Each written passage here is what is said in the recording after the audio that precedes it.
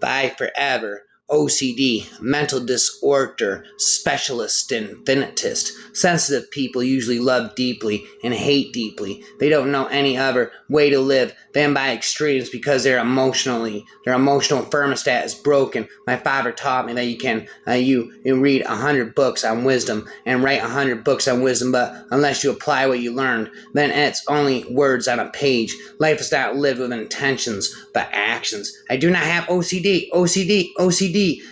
Trying to keep a law grants you the power to judge others and feel superior to them. You believe you are living to a higher standard than those you judge, enforcing rules, especially in its more subtle expressions like responsibility and expectation, is a vain attempt to create certainty out of uncertainty, and contrary to what you might think, I have a great fondness for uncertainty. Rules cannot bring freedom. They only have the power to accuse. The first time I saw her, everything in my head went quiet. I have seen many cases like N during the 5 years I have been in practice. I sometimes picture these unfortunates as men and women being pecked to death by predatory birds. The birds are invisible, at least until a psychiatrist who is good or luckier both sprays them with his version of luminol and shines the right light on them. But they are nevertheless very real. The wonder is that so many OCDs manage to live productive lives. Just the same, they work, they eat, often not enough or too much is true. They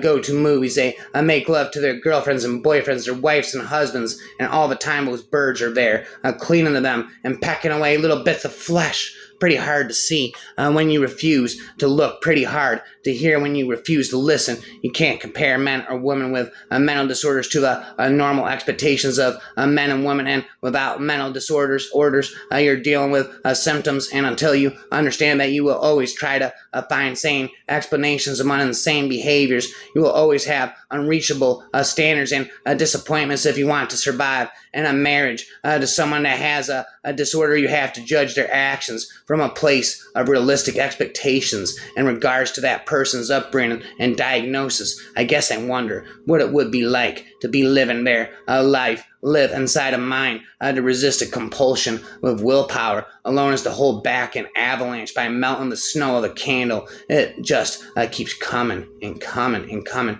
People who live with OCD drag a sea anchor around. Obsession is a brake, a source of drag, not a badge of creativity, a mark of genius, or an inconvenient side effect of some greater function, leaving knots untied and scattering seeds to distract them only work on vampires of OCD.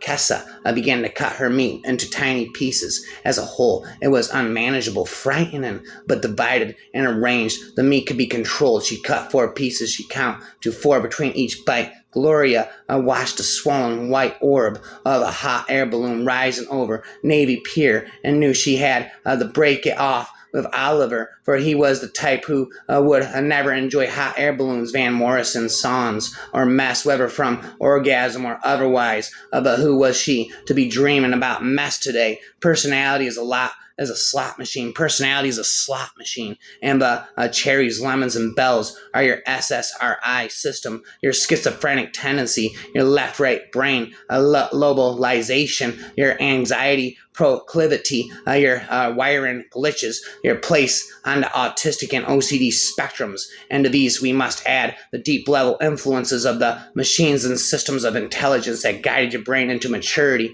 I'm tired of being inside my head. I want to live out here with you, Martin said. It feels as though a part of myself has detached and gone to Amsterdam, where she is waiting for me. Do you know about phantom limb syndrome?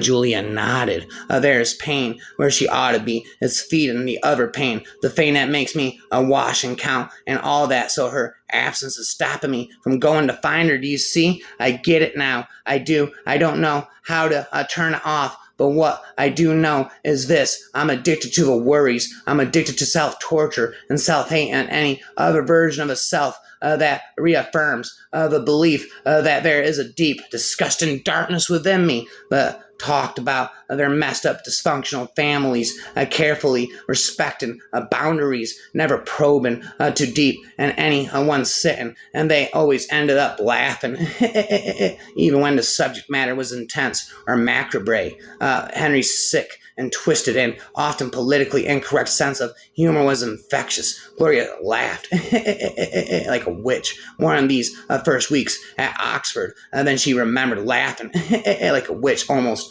anywhere. When everything was laid out before her, she felt safe, loved even. She was always trying to be more organized than she was. She knew it was weird and blamed her mother with the list, and I know she'd leave whenever she and Dad went out of town with labeled dinners in the freezer and the 20 emergency numbers on the phone showed she cared. Even when absent, she cared. But the most important part of her ritual was cleaning the toilet in order to prevent the spread of bacteria and viruses. It had to be done with absolute thoroughness and precision. Cleaning the toilet was a test of her competence and loyalty to Oliver, her God, and the precept of staying in control. Happiness to me isn't a presence, it's an absence, the absence of worry, of fear, of sadness, the thoughts and compulsions that led my life for so long. I'd work hard to get myself to where I was right now. I pulled myself out of the chaos of my mind, and routine is what got me there. Absence makes the heart grow fonder.